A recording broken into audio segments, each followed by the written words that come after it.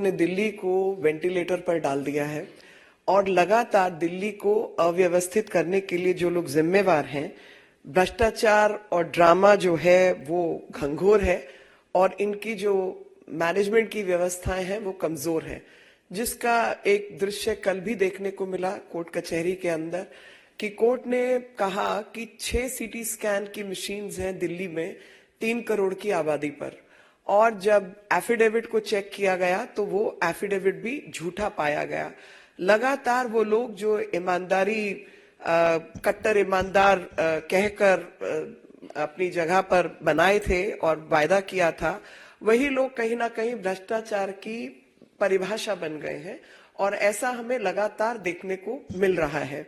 और वो चाहे अगर मैं आज हेल्थ इंफ्रास्ट्रक्चर की बात करूं, जल बोर्ड की बात करूं, 5 समन ईडी के अवॉइड किए गए हैं और उन 5 समन्स के जाने के बावजूद भी ये व्यक्ति जो है ईडी के आगे नहीं गए।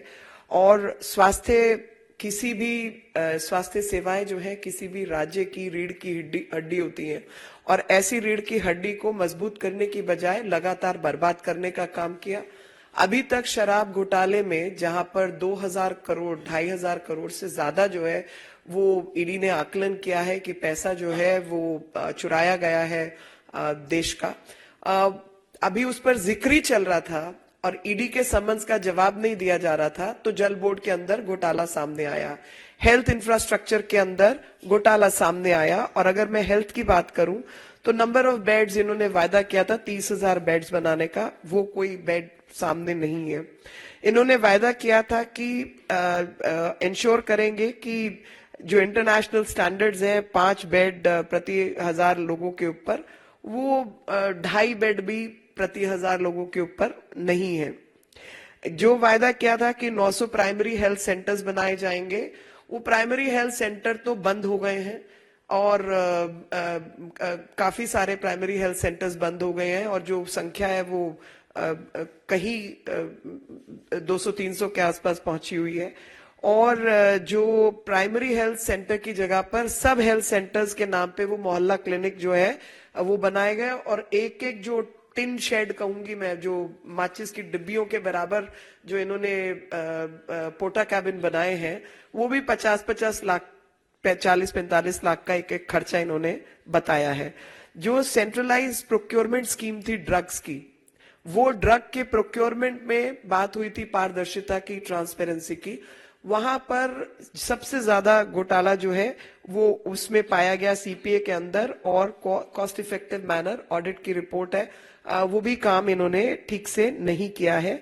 बजटरी एलोकेशन जो हेल्थ इंफ्रास्ट्रक्चर की है वो भी आप सब जानते हैं कि उसमें भी गड़बड़ है, पर क्योंकि ये मामले अभी कोर्ट कचहरी के आगे हैं, झूठा एफिडेविट इन्होंने फाइल किया है, तो एक नया घोटाला सामने आता है, जल बोर्ड का घोटाला, हेल्थ इंफ्रास्ट्रक्चर का घोटाला।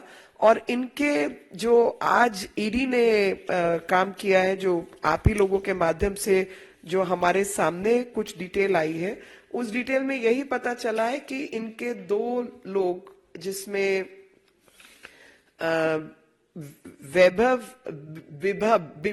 विभव कुमार और शलभ कुमार, साथ में एनडी गुप्ता जो ट्रेजरर हैं आम आदमी पार्टी के, ऐसे कई लोगों के यहाँ लोकेशंस में दिल्ली जल बोर्ड संबंधित और ईडी संबंधित घोटाले में इनके यहाँ पर रेड्स जो है वो चल रही हैं। और जो पर्सनल सेक्रेटरी हैं वैभव कुमार दिल्ली मुख्यमंत्री के, वही इस मनी लॉन्ड्रिंग केस में इन्वॉल्व है। मैं आपके माध्यम से ये बात बताना चाहती हूं और दिल्ली की जनता को खास तौर पर कि 5 समन आ चुके हैं। 5 समन्स में से एक भी इन्होंने अटेंड नहीं किया है और लगातार झूठ की व्यवस्था इन्होंने कायम की है। और एक ही प्रश्न है कि जब आतिशी मरलेना प्रेस कॉन्फ्रेंस करती हैं, वो तमाम इधर उधर की बात जरूर कर रही हैं, लेकिन ये नहीं बता रही कि अरविंद केजरीवाल ईडी के समन के जवाब में ईडी के सामने कौन सी तारीख को कितने समय पर पेश होने जा रहे हैं। तो आपके माध्यम से मैं ये प्रश्न सीधे तौर पर कर रही हूं कि when are you going to present yourself before the ED. और सीटी स्कैन के बारे में मैंने बताया कि 3 सीटी स्कैन हैं दिल्ली के 3 करोड़ लोगों के ऊपर। स्कूलों के अंदर टीचर्स नहीं है, अस्पतालों में डॉक्टर्स नहीं है, बेड्स यहाँ पर नहीं है, तो पूरी दिल्ली को वेंटिलेटर पर, व्यवस्था को वेंटिलेटर पर डालने का काम जो है वो केजरीवाल ने किया है। और जो लोग वायदा करके आए थे कि हम सबसे ज्यादा ईमानदार, कट्टर ईमानदारी का वायदा करने वाले लोगों ने आज कट्टर बेईमान लोग कौन होते हैं उसको परिभाषित कर दिया है। अनंत सूत्र, एक तरफ सिविलाइजेशन का, सभ्यता का हम वो बातें करते हैं, लेकिन आम आदमी पार्टी ने ड्रामा, भ्रष्टाचार, झूठ का जो अनंत सूत्र तैयार किया है वो लगातार दिल्ली की जनता और देश की जनता जो है उससे परिचित हो रही है। Friends, I'm here to bring to notice a couple of things, that health infrastructure of any state is actually the backbone of a state because people's health is imperative. Considering all the efforts central government is making, Delhi government is falling short of its efforts, and they have put the entire governance model on the ventilator. Delhi's governance model is basically has been put on the ventilator.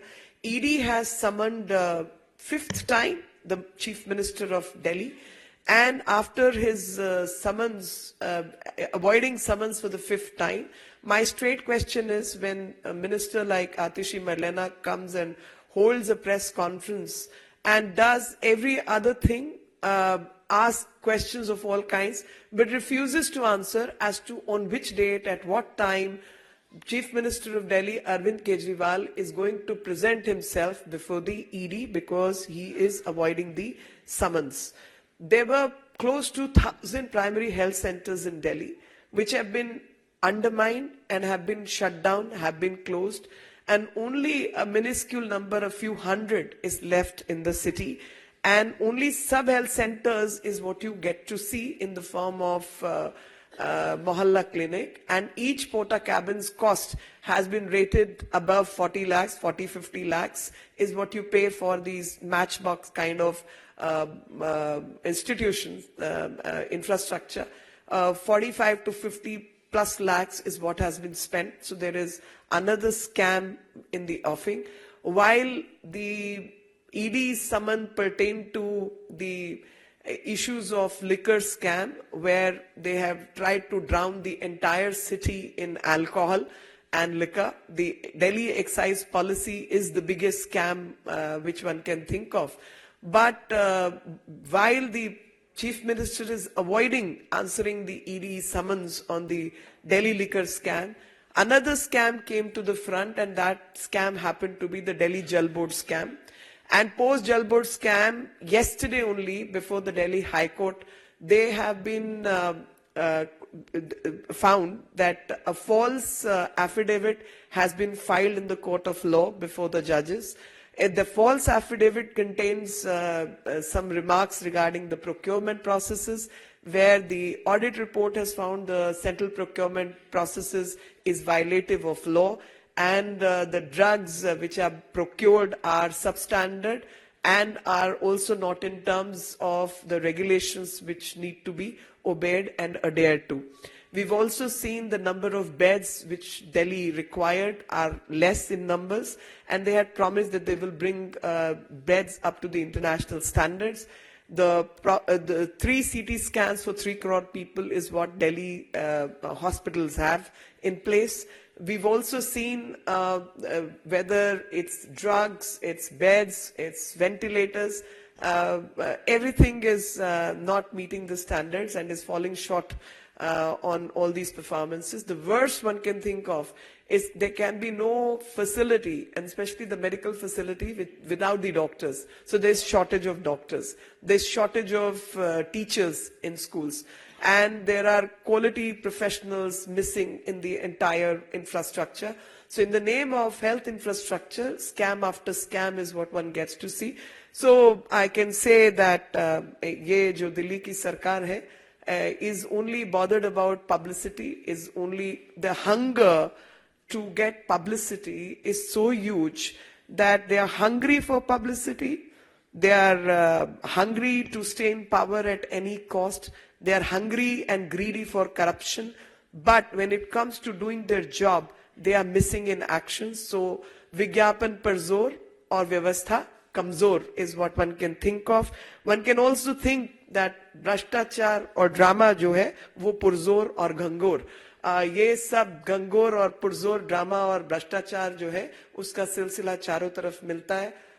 One can always see that every time you ask questions related to law, adherence to law and order, adherence to regulation, one finds that everywhere they're missing in action, and only emphasis has been on the drama, on publicity, on the wrongdoings, and creating so much of ruckus and racketing in the form of scams is what Delhi has witnessed. Governance model of Delhi on the ventilator, and that's what Delhi is faced with. Any question? Aishwarya Paliwal, India Today.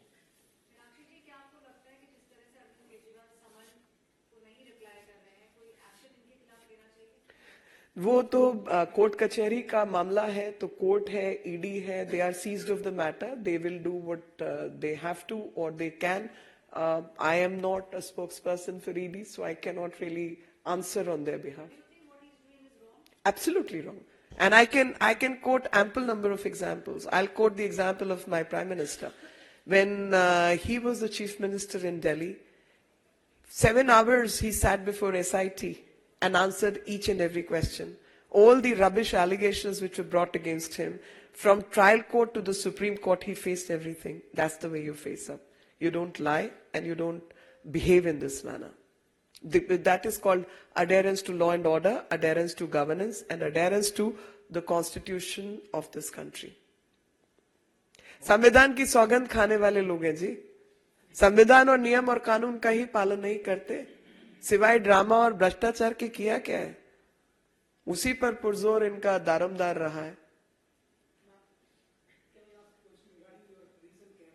No. This is a press on this subject.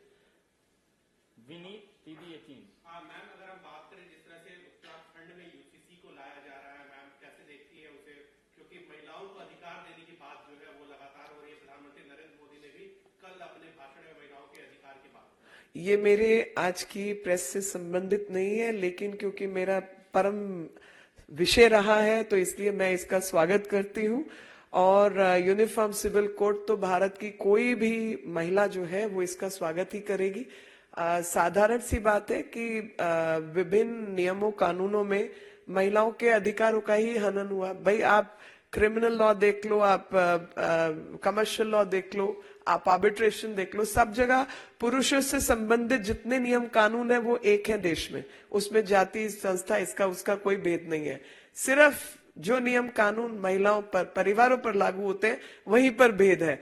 क्योंकि महिला को अधिकार क्या मिलना है, maintenance मिलना है, नहीं मिलना है, उसका विवाह में क्या अधिकार होगा, तलाक पे क्या होगा, बच्चे को अडॉप्ट कर सकती है नहीं, सारे पंगे वहीं पे हैं. तो इसलिए जो भी नियम लिया गया है और यूनिफॉर्म सिविल कोड की बात देश में लागू होने की बात है, तो ये तो संवैधानिक एक ड्यूटी, मैं कहूंगी कर्तव्य था, जो संविधान बनाने वालों ने भी इस पर कई बार चर्चा की और उसको एक ड्यूटी के रूप में और आने वाले भविष्य के एक गाइडिंग प्रिंसिपल के रूप में छोड़ दिया गया था कि एक समय पर ये पूरा होगा.